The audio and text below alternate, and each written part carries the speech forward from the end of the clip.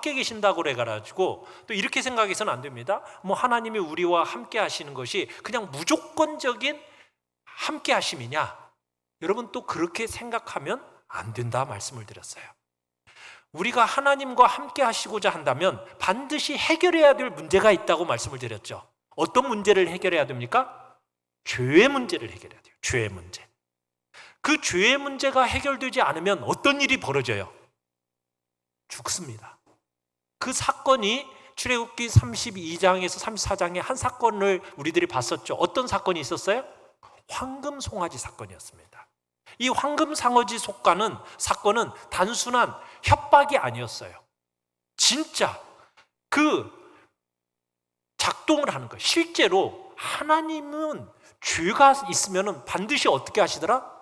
죽이시더라는 거예요. 진멸하시더라는 거예요. 그래서 하나님을 우리가 생각할 때 어떤 분으로 생각해야 되느냐? 위험한 거룩성을 가지신 분, 이렇게 여겨야 돼요. 뭘 가지신 분? 위험한 거룩성을 가지신 분. 그래서 위험한 거룩성을 가지신 이 하나님은 죄인에게 있어서는 치명적입니다.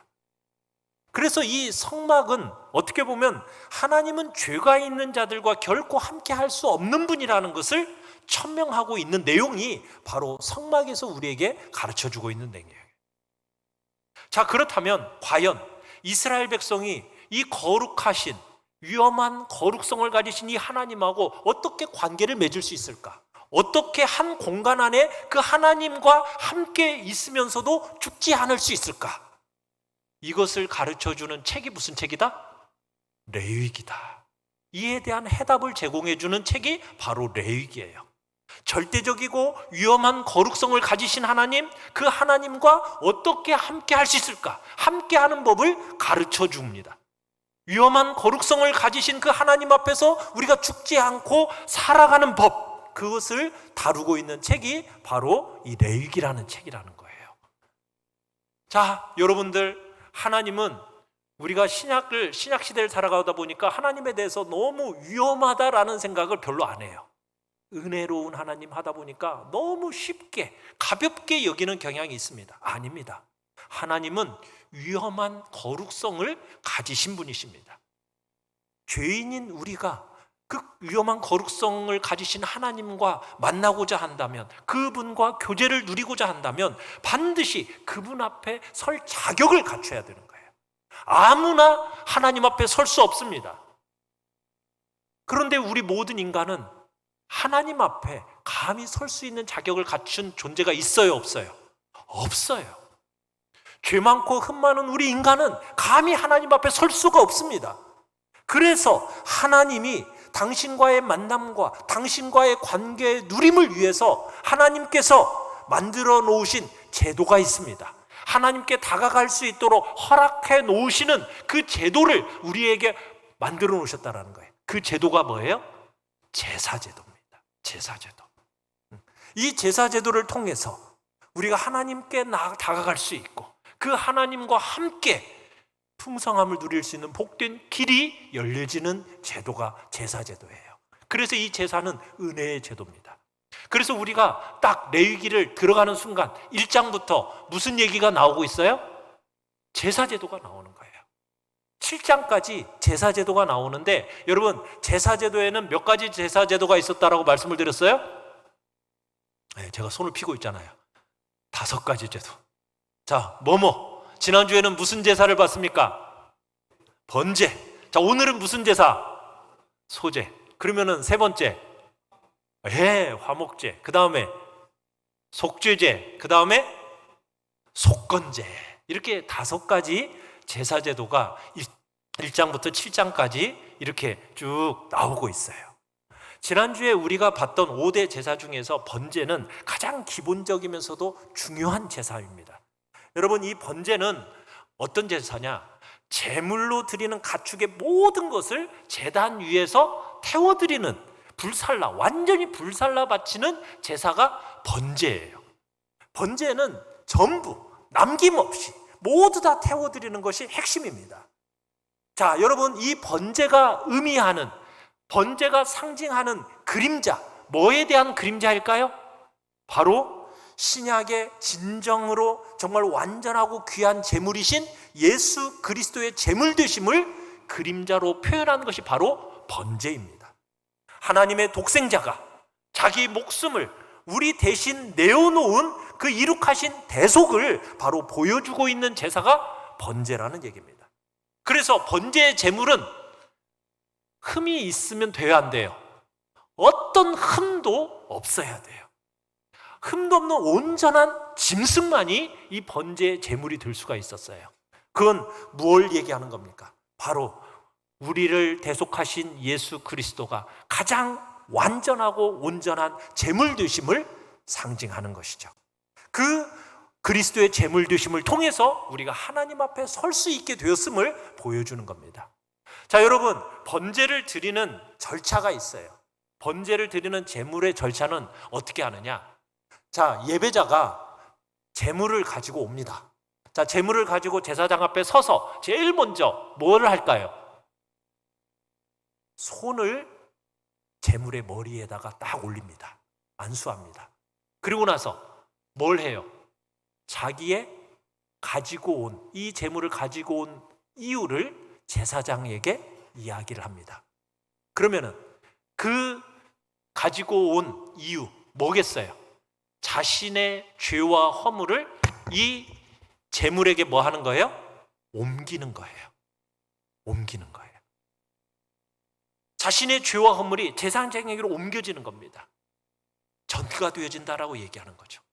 그러면서 하나님께서는 그 하나님의 자비로 대속물을 치러서 이 죽음의 벌을 누가 대신 받는 거예요? 예배자 대신에 바로 이 흠없는 제물이 되어지는 거죠. 그래서 죽는 겁니다. 여러분, 여기서 제물을 바치는 사람하고 짐승하고 상징적으로 하나가 되는 겁니다. 하나가 되는 거예요. 그래서 제물의 죽음이 결국 누구의 죽음이에요? 그 제물을 가지고 온 예배자의 죽음을 상징하는 거예요. 죽음을 상징하는 거예요. 이때 제물을 바친 사람은 제사장에게 제물을 드리는 이유를 설명하면 그 이유를 하나님께서 흠양하여 받아주신다, 찬양을 하는 겁니다. 자, 그러면 제물을 바치는 사람은 그때 어떤 일을 합니까? 제단 북쪽에 가가지고 제물을 잡아요. 누가 제물을 잡을까요? 제사장이 잡을까요? 제물을 가져온 예배자가 잡을까요? 누가 잡을까요? 제물을 가져온 예배자가 짐승을 잡습니다. 그 짐승을 잡아요. 그러면은 잡으니까 어떤 일이 일어나겠어요? 아주 처참하게 피 흘리는 일이 일어나겠죠. 그렇게 피 흘리면서 제물이 죽어갑니다. 그러면 제사장은 그 옆에서 그 제물의 피를 받아요. 대야의 피를 받습니다. 그리고 제사장은 피가 든 대야를 하나님 앞에 올리면서 기도를 드립니다. 그리고는 그 피를 제단 사면에다가 뿌리는 거예요. 그리고 나면은 제물을 가져온 사람이 그 다음에 뭘 할까요? 제물의 가죽을 벗겨냅니다. 그 다음에 제물의 각을 뜹니다. 그래가지고 토막을 내요. 그러면 그 과정 속에서 제사장은 무슨 일을 할까요? 제단 위에 불을 피워놓습니다. 불 위에 장작을 벌려놓고요, 거기다가 토막낸 제물을 올려놓습니다. 그러면서 태우는 거예요. 머리와 또 기름 또 여러 가지 이제 그 제물들을 벌려놓은 것들을 이제 올려놓는, 이제 태우는 거예요. 그러면은 그 사이에 무슨 일을 하고 있느냐? 예배자는 또 뭐 하고 있느냐? 짐승의 내장을 꺼냅니다. 그 내장과 다리를 또 씻는 일을 하는 거예요.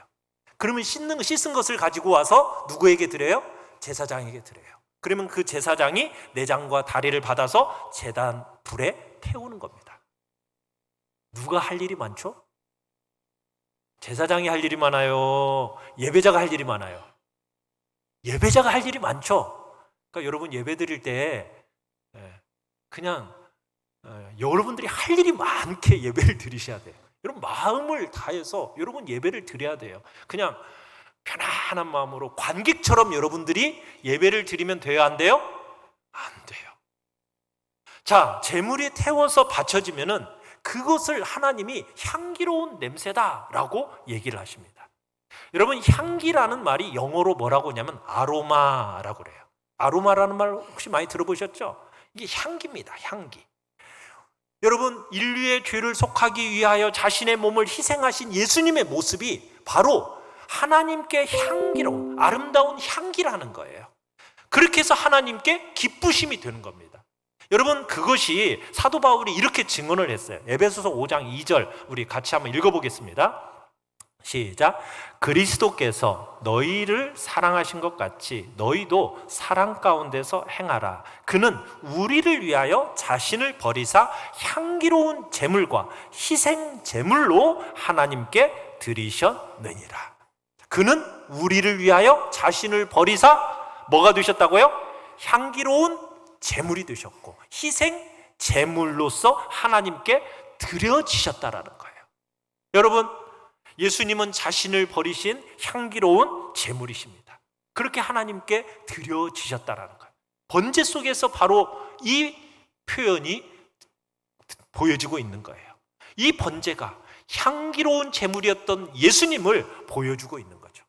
그러니까 예수님은 하나님을 기쁘시게 하고 우리 인류의 죄를 대속하시기 위해서 스스로 자원하신 희생 제물이 되신 겁니다.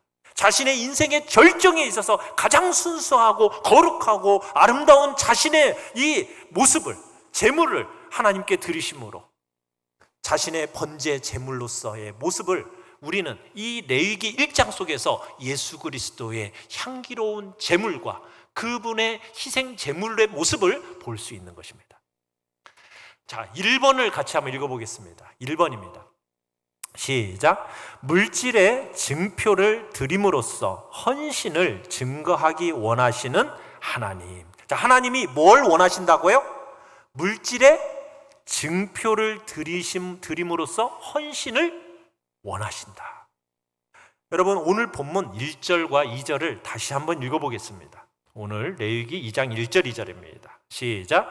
누구든지 소재 예물을 여호와께 드리려거든 고운 가루로 예물을 삼아 그 위에 기름을 붓고 또 그 위에 유향을 놓아 아론의 자손 제사장들에게로 가져갈 것이요 제사장은 그 고운 가루 한 움큼과 기름과 그 모든 유향을 가져다가 기념물로 제단 위에서 불사를 지니 이는 화제라 여호와께 향기로운 냄새니라. 자, 소제, 5대 제사 중에 이 소제는 다른 제사들과는 좀 달라요. 뭐가 다르죠? 다른 제사들은 다 짐승을 잡아서 하나님 앞에 드리는 제사예요. 그런데 이 소제는 뭘 하나님 앞에 드리는 제사입니까? 그죠? 땅의 소산물로 하나님 앞에 드리는 제사예요. 자, 그러면은 앞에 나오는 이 번제와 오늘 이야기하는 이 소제는 어떤 관계가 있을까? 여러분, 번제라는 것은 희생의 속죄를 통해서 하나님 앞에 받아들여진다라는 것을 우리에게 보여줬어요. 그죠? 희생의 속죄를 통해서 우리가 하나님과 함께 할 수 있는, 하나님께 받아들여지는 그런 모습이었어요. 자, 그러면 이 소제는 뭐냐? 희생의 속죄를 통해서 하나님께 받아들여진 이 사람이 자신의 헌물을 하나님께 드림으로써 헌신을 증거하는 것이 소제입니다. 소제는 예배자가 자신의 소유와 자신의 전 존재가 하나님께 속한 것이다 라는 것을 인정하는 제사예요. 하나님 앞에 나의 생명이 근원이십니다. 하나님이 나의 생명의 근원이시고 나의 생명의 제공자이십니다. 이것을 믿는 믿음의 표현으로서 실체의 일부를 다시 하나님 앞에 돌려드리는 것, 이게 바로 소제라는 거예요. 번제를 통해서 이제 우리의 죄와 허물이 용서받고 하나님과 화목하게 되었어요. 그리고 이제 그분의 임재 가운데 들어가게 되었습니다. 그러면 그분의 임재 가운데 들어가게 된 그 사람은 자신의 모든 것들이 하나님께 빚지고 있다는 사실을 인정하는 거예요. 아, 내가 죽을 수밖에 없었는데 하나님의 은혜로, 하나님의 긍휼과 자비하심으로 내가 이렇게 하나님의 임재 속으로 들어갈 수 있게 되었구나. 그러면서 내게 드려진 이 속죄의 은혜에 대한 감사, 이 감사의 표현을 뭐로써? 소제로서 드리는 거예요. 드려요. 그래서 이 소제는 하나님께 드려짐의 의미가 있는 거예요. 감사하는 예배자가 드리는 제사, 그 제사가 뭐라고요? 소제라는 제사예요. 그러니까 예배자가 내가 받은 은혜가 너무 크다 보니까 하나님께 자신의 헌신을 증거하고 그분이 자신과 자신의 재물을 기쁨으로 연락하실 것을 보기 위해서 소제를 드리는 거예요. 여러분, 번제와 소제 사이의 의미를 아시겠습니까? 자, 그래서 이 소제 대표적인 재물은 무엇입니까? 1절에서 보듯이 곡식가루예요. 곡식가루.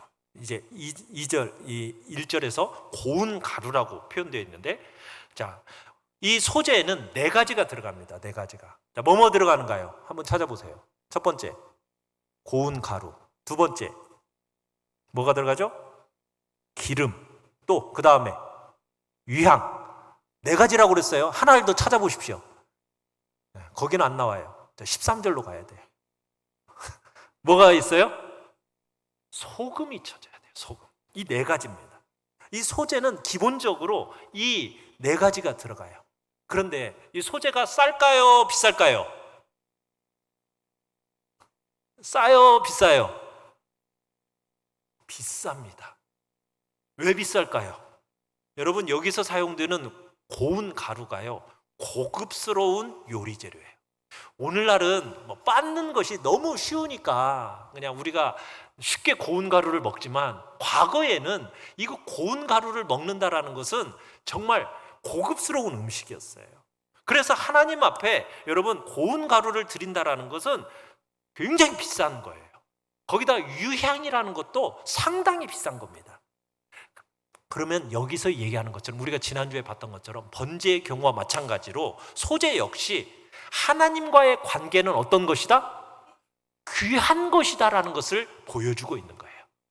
여러분, 하나님과의 관계를 누리는 것이요, 여러분 가볍게 생각할 게 아니라는 거예요. 이게 값없이 주어지는 은혜가 아니라는 거예요. 이것은요, 하나님 앞에 나아가는 데 있어서 아무렇게나 해도 된다, 여러분 그렇게 생각하면 되는 게 아니라는 거예요. 하나님 앞에 나아가서 그분의 임재를 누리는 것은 정말 가치 있는 일이라는 겁니다. 믿으십니까? 여러분, 이렇게 하나님 앞에 나와 예배드리고 그분의 임재 가운데 들어오는 이 예배는 여러분 정말 가치 있는 일이에요. 정말 귀한 겁니다. 그렇다고 해서 부자들만 이거 예배 제사를 드리나 보다, 가난한 나는 하나님 앞에 나아가는 것은 힘든 일이야, 여러분 그래요? 안 그래요? 안 그래요. 우리가 지난주에 새 번제 속에서 하나님께서 새의 제물도 받으시면서 가난한 자들이 하나님 앞에 나오는 그 길을 열어주시는 걸 봤어요. 여기서도 마찬가지예요. 소제에서도요, 가난한 사람이 속죄제를 드리는 그 속죄제 속에 이제 소제가 드려지는데, 그때 뭘 배제하느냐? 우리 레위기 5장 11절을 같이 한번 읽어봅시다. 레위기 5장 11절 시작. 만일 그의 손이 산비둘기 2마리나 집비둘기 2마리에도 미치지 못하면 그의 범죄로 말미암아 고운 가루 10분의 1 예발을 예물로 가져다가 속죄제물로 드리되, 이는 속죄제인즉 그 위에 기름을 붓지 말며 유향을 놓지 말고. 본래 소제에는 뭐가 들어가야 되는데? 기름하고 유향이 들어가야 되는데, 여기서는 지금 뭘 뺐어요? 기름하고 유향을 빼줬어요. 누가 제사 드리니까? 가난한 사람이 새의 번제를, 새의 속죄제를 드리니까 가난한 걸 하나님이 아시는 거예요. 그런데 가난한 걸 아시면서 그 가난한 사람들이 값 나가는 것을 가지고 나오는 것이 어렵다라는 것을 누가 아셔요? 하나님이 아시는 거예요. 그러니까 값 나가는 기름하고 유향은 빼고 하나님 앞에 나올 수 있는 길을 열어주시는 거예요. 그러니까 하나님은 재물의 값에 대해서 그것이 많으면은 하나님이 좋아하시고, 가난한 사람들이 가져오는 것은 배척하신 그런 분이 아니라는 거예요. 새 번제의 성격과 똑같아요.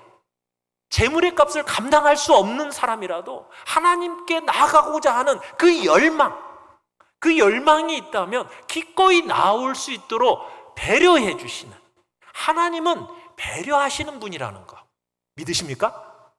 하나님은 그렇게 인격적이시고 우리의 사정 한 사람 한 사람에 대해서 배려하시는 하나님이세요. 그만큼 제사에는 유연성이 있었어요. 하나님은 어떤 분이시냐? 자기 백성들이 자기 앞에 나오는 것, 이것에 대한 큰 열망을 가지고 계시는 분이신 거예요. 하나님은 그 열망에 진짜 관심은 어디에 있는 거예요? 정말 하나님 앞에 나오고자 하는 그 하나님의 관계에 대한 열망이 있느냐, 이걸 보시는 거예요. 이걸 보시는 거예요. 그 열망이 있는 사람은 자기의 힘이 닿는 대로 가지고 나오면 돼요. 없는 것을 굳이 받으려고 하시는 분이 하나님이 아니시라는 거예요. 그가 가지고 있는 최선의 것을 가지고 하나님 앞에 나오면 그것을 하나님이 어떻게 받으시더라? 향기로운 제물로 받으사 하나님이 기뻐하신다라는 거예요. 귀하게 여기신다는 거예요.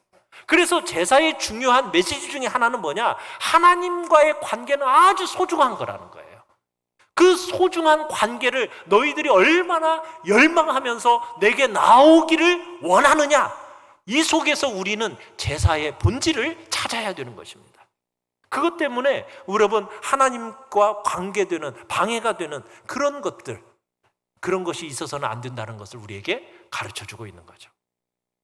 자, 그런데 이 소제라는 것은 독립적으로 드려지는 제사라기보다는 같이 드려졌습니다. 번제가 드려지면서 소제가 덧붙여져요. 속죄제가 드려지면서 소제가 덧붙여져요. 화목제가 드려지면서 소제가 덧붙여지는 병행하는 제사가 바로 소제입니다. 그래서 이 소제라는 것의 속에서 하나님 앞에 뭐냐? 한 주먹만큼 양만큼의 고운 가루를 그 제사하는 곳에 이렇게 놓는 겁니다. 자, 여기서 보면은 한 주먹만큼인데, 한 주먹만큼이라면 뭐라고 그러냐면은 이렇게 세 손가락으로 이렇게 딱 들어가지고 딱 놓는 수준. 그 정도의 수준으로 소제를 하나님 앞에 드리는 거예요. 그것이 하나님께서 자기 백성들에게 요구하시는 기념물이다라고 얘기해서 기념물. 이 기념물이라는 것은 뭐냐? 하나님의 그 풍성한 선하심을 입증하는 증표입니다. 사랑하는 성도 여러분, 하나님은 여러분에게 그 풍성하게 선하심을 베푸시는 분임을 믿으십니까? 믿으세요? 정말 여러분에게 하나님은 풍성한 그리고 선하심을 베푸시는 분이라고 믿는 거예요. 그런 것을 믿는 사람들에게 하나님께서 뭘 요구하시느냐? 정말 그걸 너희가 인정하고 그걸 정말 감사히 여기느냐? 그렇다면 기념물을 하나님 앞에 드리라는 거예요. 진짜 내가 받은 구원의 은혜가 감격스럽고 그 은혜가 너무너무 마음에 즐겁고 행복함으로 다가오고 나에게 정말 풍성한 선하심을 베푸시는 그 은혜가 내게 감사함으로 다가왔으면 그 다음에 하나님은 뭘 요구하시는 거예요? 뭘 원하시는 거예요? 기념물을 요구하고 계시는 거예요. 그러면 너도 나에게 그 기념물을 드려라. 그 기념물로서의 소제를 요구하고 계시는 거예요. 이 교환이 하나님과의 백성 사이에 이 언약 관계에 있어서 핵심입니다. 자, 3절을 다시 한번 읽어보겠습니다. 레위기 1장 3절, 2장 3절입니다. 시작.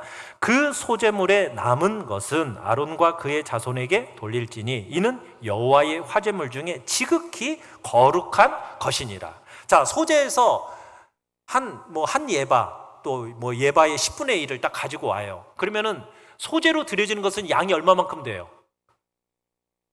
조금 해가지고 이렇게 놓는 것으로 끝나잖아요. 그러면 남잖아요. 남는 이 소제물의 양은 어떻게 할까요? 3절에서 뭐라고 얘기하고 있어요? 나머지는 누구 거다? 제사장 몫이다. 결국 소제의 나머지 분량은 제사장들에게서 중요한 곡식의 공급처였어요. 자, 제사장들은 자신에게 있어서 땅이 있을까요? 제사장에게 땅이 있어요, 없어요? 없어요. 자신에게는 어떤 보여지는 기업이 없습니다. 대신에 누가 기업이냐? 자, 같이 한번 읽어보겠습니다. 민수기 18장 20절입니다. 같이 한번 읽어보죠. 시작. 너는 이스라엘 자손의 땅에 기업도 없겠고 그들 중에 아무 분깃도 없을 것이나 내가 이스라엘 자손 중에 내 분깃이요 내 기업이니라. 자, 무엇이 내 기업이요 내 분깃이래요? 누가? 내가가 누구예요? 하나님이. 제사장에게 있어서 기업과 분깃은 뭐라고요? 하나님이 기업이고 하나님이 분깃이라고 말씀하고 계시는 거예요. 그래서 일반 백성들은 가나안에 들어갔을 때 땅을 공급해 줬지만 레위인을 비롯한 제사장들에게는 땅이 없었어요. 레위인들은 백성들이 바치는 11조를 먹고 살았고요. 제사장들은 자신들의 주임문이 제사 사역을 통해서 들어오는 고기 그리고 곡식 이걸로 자신들의 먹거리를 삼은 거예요. 그 일을 통해서 당신의 것을 나누어 갖게 하신 거죠. 여러분, 여기서 우리가 기억해야 할 게 있어요. 뭐냐면 신약 시대를 살아가는 이 시대 속에서 여러분, 제사장이 누구입니까? 목사님만 제사장입니까? 누가 제사장이죠? 너희는 왕 같은 제사장이에요. 거룩한 나라예요. 그의 소유된 백성이니. 여러분, 한 사람 한 사람이 예수 그리스도 안에서 왕 같은 제사장으로 부르심을 받았어요. 그래서 여러분 자신들에게 주어주신 사명이 있습니다. 그러면 우리는 이 땅을 살아가면서 하나님이 우리에게 주신 그 사명을 붙들고 그 사명을 성취하는 일에 여러분 자신을 헌신해야 될 모습이 있는 거예요. 그러할 때 무엇이 여러분의 분깃이고 무엇이 여러분의 기업이 된다고요? 하나님이 여러분의 기업이고 하나님이 여러분의 분깃이라는 거예요. 우리가 이 땅을 살아가면서 여러분 무엇이 여러분의 분깃이고 기업이십니까? 하나님을 여러분의 기업과 분깃으로 삼으며 살아갈 때 이 세상의 부와 이 세상의 권력 앞에서 당당할 수가 있는 거예요. 여러분, 우리가 존재하는 이유가 뭐예요? 여러분이 정말 이 땅을 살아가는 이유가 무엇입니까? 여러분, 우리를 살게 하는 이유가 뭐예요? 무엇이 여러분을 살게 합니까? 자식 때문에 삽니까? 아니면 여러분에게 들어오는 이 월급이 내 삶의 이유다, 그렇습니까? 아니죠. 우리는 무엇이 삶의 이유입니까? 우리의 기업이 되시는 하나님, 그죠? 그분이 우리에게 주신 사명, 이게 우리의 삶의 이유요 목적이 돼야 되는 거예요. 그렇게 될 때 여러분, 사명 이외의 것에 우리가 고개를 돌리지 않을 때 여러분, 이 세상 가운데서 우리가 예수 그리스도의 향기로서 아름다운 모습을 보이게 되는 거예요. 그런데 오늘날 우리 한국교회의 현실이 어떠합니까? 우리 그리스도인들이 나의 분깃이 하나님이라는 것을 자꾸 놓치고 있어요. 자꾸 세상의 것으로 눈을 돌리다 보니까 우리가 그리스도의 향기가 되지 못하고 자꾸 우리에게서 악취가 나게 된 거예요. 사랑하는 성도 여러분, 우리의 기업은 하나님이 되신다라는 것을 믿음으로 고백하십시다. 자꾸 다른 곳으로 우리의 눈을 돌리지 마시고 오직 하나님만이 나의 기업이 됨을, 그분을 나의 기업으로 삼겠다라고 결단하며 살아가는 우리 모든 성도들 되시기를 간절히 축원합니다. 자, 2번을 읽어봅니다. 2번 시작. 부패하지 않은 헌신을 원하시는 하나님. 자, 여기 소재라는 것은 헌신이라고 말씀을 드렸어요. 하나님이 나에게 주신 이 기쁨과 감격, 구원에 대한 감격에 대해서 이제는 내가 헌신의 마음으로 소재를 드리는 거예요. 그런데 어떤 헌신을 원하신다고요? 부패하지 않은 헌신. 사라져서 잊어버리셨죠?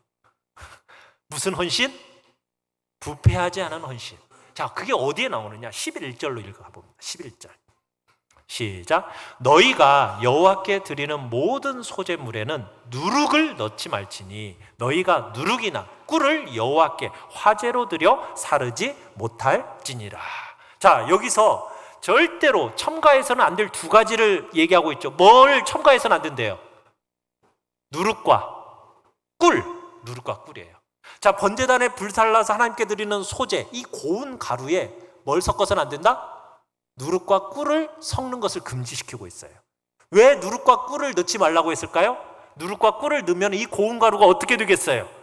발효를 일으켜서 결국 부패시키고 변질을 조장하니까 이 누룩과 꿀을 넣지 말라는 거예요. 자, 그런데 이 누룩이라는 것이 신약에 가면 뭐의 대명사예요? 뭘 상징하는 걸까요? 죄를 상징하는 겁니다. 죄를 상징하는 거예요. 그래서 고린도 전서 5장 7절 8절 같이 한번 읽어보겠습니다. 시작. 너희는 누룩 없는 자인데 새 덩어리가 되기 위하여 묵은 누룩을 내버리라. 우리의 유월절 양 곧 그리스도께서 희생되셨느니라. 이러므로 명절을 지키되 묵은 누룩으로도 말고 악하고 악의에 찬 누룩으로도 말고 누룩이 없이 오직 순전함과 진실함의 떡으로 하라. 여러분, 누룩이라는 것이 뭘 지금 보여주고 있는 것 같아요? 죄된 거, 악한 거, 이걸 상징하고 있는 거예요. 여러분이 하나님 앞에 헌신하고 드려질 때 죄되고 악한 것이 섞여서는 안 된다는 거예요. 이 누룩은 또 뭘 얘기하느냐? 교만함도 상징해요. 여러분, 누룩이라는 것을 이 빵 만드는 이 밀가루에다 딱 섞으면 어떻게 돼요? 막 부풀어 오르잖아요. 그죠? 큰 덩어리가 되잖아요. 그와 마찬가지로 우리의 이 마음 속에, 우리의 영혼 속에 이 교만이라는 누룩이 딱 들어오면 우리의 이 영혼이, 마음이 어떻게 돼요? 막 부풀어 올라요. 그러면서 하나님을 대적하고 하나님 앞에서 우리의 모습이 어떤 모습이 되겠어요? 결국에는 교만에 빠지는 어리석은 자의 모습이 되는 거예요. 하나님 앞에 헌신하는 그 삶에서 우리의 교만을 제거해야 되는 거죠. 이 누룩에는 악독함의 의미가 있어요. 부패와 교만과 악독을 제거해야 된다는 거예요. 그 죄악이 있는, 이 악독함이 있는, 교만함이 있는 여러분, 그 헌신과 감사를 하나님이 받으실 수 없다라는 거예요. 자, 그러면 꿀이라는 건 뭘까요? 꿀. 우리가 꿀 생각하면 우리는 벌꿀밖에 생각을 못 하는데, 성경에서 말하는 꿀은 중동지감에 가면 대추야자라는 거 아시죠? 가면은 중동에 가면 대추야자들 이렇게 큰 대추 같은 이렇게 사오시는데, 이 대추야자를 끓여요. 끓이면은 거기서 아주 달짝지근한 시럽이 나옵니다. 시럽이 나. 그걸 꿀이라고 해요. 그걸 꿀이라고 해요. 그 꿀이 얼마나 달콤한지 여러분, 최고의 달콤함이 이 시럽이라고 그래요. 자, 그런데 이 꿀이 상징하는 바가 뭐냐? 바로 육신의 안락과 세상의 쾌락을 상징합니다. 그러니까 죄가 동반하는 게 뭐예요? 바로 쾌락을 동반하거든요. 그러니까 즐거움이에요. 즐거움. 꿀이죠, 꿀. 그런데 여러분, 이것은 결국 계속적인 즐거움이 아니라 인간의 고통으로 결국 끝을 맺고 맙니다. 그렇기 때문에 즐거움 다음에 있을 이 고통을 보지 못해가지고 당장의 즐거움, 당장의 쾌락, 이것 때문에 죄 속으로 정말 빠져들어가는 많은 사람들, 우리 인간들의 모습을 보잖아요. 육신의 정욕, 안목의 정욕, 이생의 자랑, 이것이 바로 꿀을 상징하는 거예요. 이 꿀을 먹게 되면 결국 하나님 앞에서 헌신된 이 모습을 하나님은 받지 않으시겠다라는 거예요.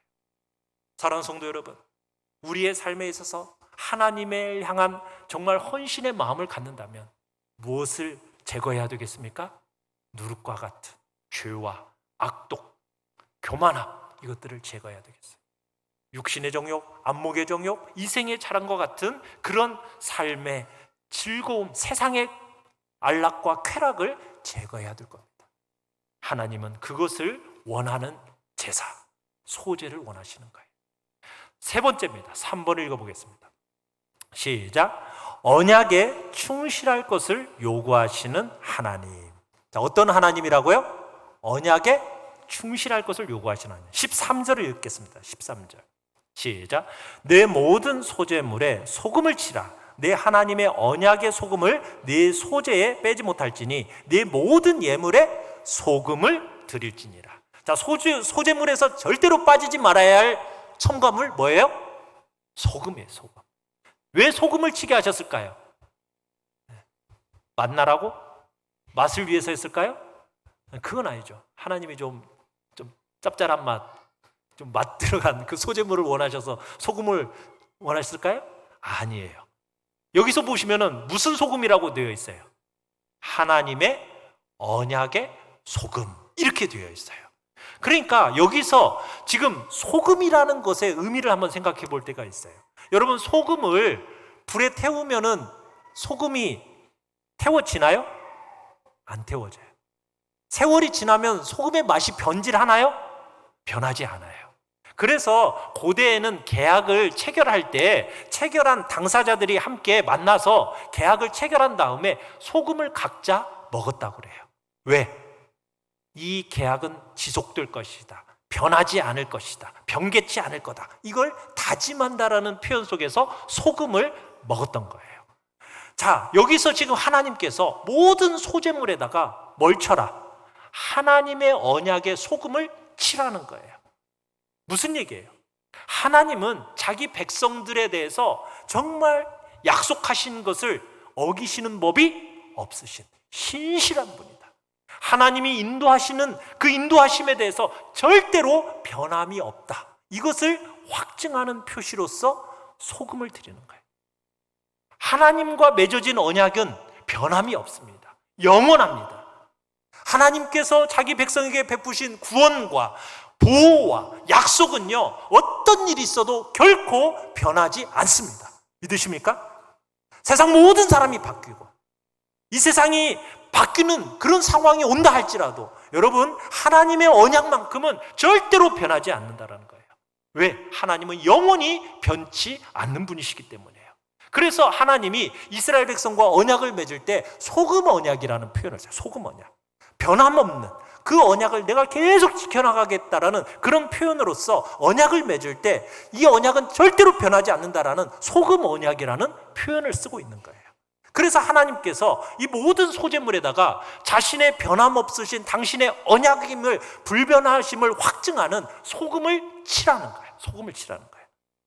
자, 그러면서 소금을 치는데 지금 소재에다가 소금을 치라고 그랬잖아요.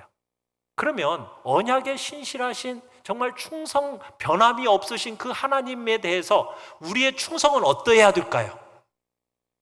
변하면 돼야 안 돼요? 변하지 않겠다라는 결단이 그 안에 들어가는 거예요. 언약에 신실하신 하나님, 내가 어떤 상황 속에서도 어떤 환경 속에서도 제가 그 언약을 기억해내겠습니다. 모든 고난에서 하나님은 반드시 저를 구원해 주실 걸 믿습니다. 보호해 주실 것을 믿습니다. 하나님이 복을 내려주실 걸 믿습니다. 여러분, 그 믿음으로 하나님의 그 소금 언약 속에 우리도 동일한 믿음을 가지고 살아가는 거예요. 그런데 어때요? 우리는 조금만 좀 어려운 일이 닥치고 좀 순간적으로 정말 힘든 일이 딱 닥치면은 뭐부터 원망해? 하나님부터 원망해. 하나님, 왜 그러세요? 제가 뭐 잘못했어요? 왜 그러시는데요? 막 하나님께 자꾸 따지고 들어요. 좀 힘든 일이 찾아오더라도 하나님 앞에 충성하기를 포기해. 하나님 그러실 거예요? 저 이번부터 이제 일 안 해요. 저 성가대 안 할 거예요. 저 교사 안 할 거예요. 저 기도 안 해요. 뭐예요 지금? 그런 모습은 얼마나 배은망덕한 모습이냐는 거예요. 좀 힘든 일이 찾아온다 치면은 하나님께 충성하기를 포기한다면 이게 얼마나 배은망덕한 모습이냐는 거예요. 형편과 처지에 따라서, 이익에 따라서 하나님께 대한 충성이 변하지 않겠다라는, 나를 향한 하나님의 그 사랑과 은혜가 변하지 않고 정말 그런 모습이 변하지 않으니 나도 나의 충성과 헌신이 변함이 없겠다라는 그 소금을 소재 속에 뿌리는 거예요. 소금으로 이제 이 언약을 통해서 이 비유를 제자들에게 적용을 시켜요. 뭐라고 얘기하냐? 마태복음에서 너희는 세상의 뭐다? 소금이다. 소금이다. 여러분, 하나님은 믿는 자들이 이 세상이 변질되지 않도록 막아주는 소금의 역할을 감당하기를 또한 원하시는 거죠. 그런 역할을 하기 위해서는 내 자신이 변질되지 않아야 돼요. 소금이 변질되면 소금이 쓸 데가 있어요, 없어요? 없어요. 밖에 버리워져 밟힐 뿐입니다. 오늘날 우리 한국교회를 생각하고 우리의 모습을 생각할 때 여러분, 세상의 소금의 역할을 제대로 감당하고 있습니까? 너무나도 안타까운 모습들이 너무 많이 나타나는 거예요. 교회가 세상을 향해서 더 높은 가치를 가르치지 못하는 정말 그런 존재가 되어가고 있다는 사실이 너무나도 안타까운 거죠. 오히려 우리가 세상의 그 더러운 누룩에 우리가 오염되는 심각한 오염에 빠져져 있는 모습을 보게 돼요. 성적인 타락, 도덕적인 타락, 금전적인 타락, 그런 타락들이 막 일어나고 있다는 거예요. 한때 존경받던 여러분 기독교의 기업들조차도 온갖 추문 속에 정말 이렇게 손가락질 당하고 있는 모습을 생각할 때 얼마나 안타까운지 몰라요. 사랑하는 성도 여러분, 우리는 세상의 누룩을 멀리해야 되겠습니다. 정말 하나님의 소금이라는 그런 정체성을 가지고 여러분 이 세상 모두를 거룩하게 하는 그런 복된 도구로서 우리 모두가 나아가길 바랍니다. 자, 로마서 12장 1절로 2절을 같이 한번 읽어보겠습니다. 시작. 그러므로 형제들아, 내가 하나님의 모든 자비하심으로 너희를 권하노니 너희 몸을 하나님이 기뻐하시는 거룩한 산 제사로 드리라. 이는 너희의 드릴 영적 예배니라. 너희는 이 세대를 본받지 말고 오직 마음을 새롭게 함으로 변화를 받아 하나님의 선하시고 기뻐하시고 온전하신 뜻이 무엇인지 분별하도록 하라. 여러분, 오늘 옛날처럼 우리가 소제를 제사로 드릴 필요는 없습니다. 곡식 제물을 바칠 필요는 없습니다. 그러나 이제 주님이 우리에게 요구하시는 제사는 뭐예요? 우리의 몸으로 드리는 산제사예요. 산제사예요. 죄악을 이기고 죄악에서 우리 자신을 지켜내고 날마다 기도로서 거룩한 삶을 살아나가는 그런 모습이 우리 안에 있어야 되는 거예요. 예수 그리스도의 이 대속의 죽음으로 온전한 속죄를 받은 우리 그리스도인들은 이제는 내가 내 것이 아닙니다. 누구의 것입니까? 값을 주고 사셨어요. 우리 주 예수 그리스도의 것임을 기억하면서 이제 모든 일을 하나님께 영광 돌리는 삶을 살아가야 할 것입니다. 바울은 빌립보 교회에 그런 드림이 있는 사람들을 향해서 이렇게 말을 했어요. 빌립보서 4장 18절입니다. 시작. 너희의 준 것을 받음으로 내가 풍족하니 이는 받으실 만한 향기로운 제물이요 하나님을 기쁘시게 한 것이라. 여러분들이 오늘날 하나님 앞에 정말 언약에 충성된 마음으로 여러분의 자신의 삶을 드러나가는 그것이 오늘날의 하나님 앞에 드리는 향기로운 제물입니다. 그리고 하나님이 기뻐하시는 거예요. 여러분, 오늘 소제를 통해서, 소제라는 것은 하나님께 드려지는 선물이라고 말씀드렸어요. 하나님께 감사와 헌신을 표현하기 위해서 드려지는 제물이 바로 소제입니다. 언약에 충성으로 헌신하는 사람들이라면 자기 자신과 자신이 가장 좋은 것을 하나님 앞에 드림으로써 하나님을 기쁘시게 하는 것입니다. 대신에 뭘 제거해야 되겠습니까? 누렛같이 부패한 것들 제거하십시다. 꿀처럼 달콤한 세상의 유혹들을 제거하십시다. 대신에 부패하고 썩어져가는 이 세상 속에서 우리가 어떤 존재로서 소금이라는 사실을 기억하면서 세상에 썩지 않는 소금으로서 살아가시길 바랍니다. 세상이 함부로 할 수 없는 거룩한 존재들이 되시기를 간절히 바랍니다. 그런 여러분들이 하나님이 복 주시고 구원하신 목적이 여기에 있음을 기억하고 여러분들의 삶의 모든 영역에서 향기로운 제물로서 그런 삶을 살아가는 우리 귀한 성도들 되시기를 간절히 축원합니다.